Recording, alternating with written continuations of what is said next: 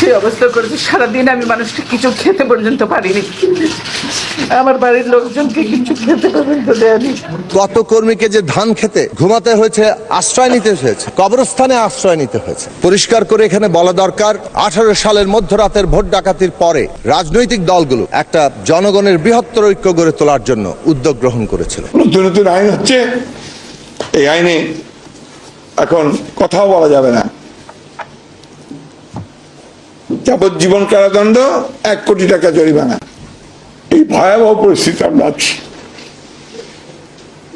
গুম করে দেয়, খুঁজে পাওয়া যায় না। আমার পরিবারটা ছিন্ন বিচ্ছিন্ন হয়ে গেছে।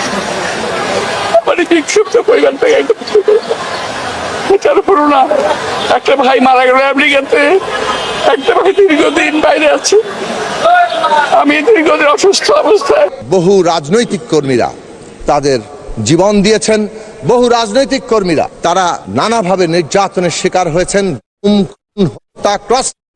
শিকার। বহু রাজনৈতিক কর্মীদেরকে, বিশেষভাবে বিরোধী দলের রাজনৈতিক কর্মীদের, এখানে যারা উপস্থিত আছেন প্রায় সকলকেই, এবং বিএনপির নেতা কর্মীদের বিশেষভাবে বলবো, কত কর্মীকে যে ধান খেতে ঘুমাতে হয়েছে, আশ্রয় নিতে হয়েছে। সম্পূর্ণ ভুয়া মিথ্যা রাজনৈতিক মামলায় আমাকে আজকে এখানে গ্রেফতার করা হয়। মতিঝিলে আমরা একটা সাধারণ কর্মসূচি পালন করছিলাম, নিত্য প্রয়োজনীয় দ্রব্যমূল্যের প্রগতির প্রতিবাদে লিফলেট বিতরণ কর্মসূচি।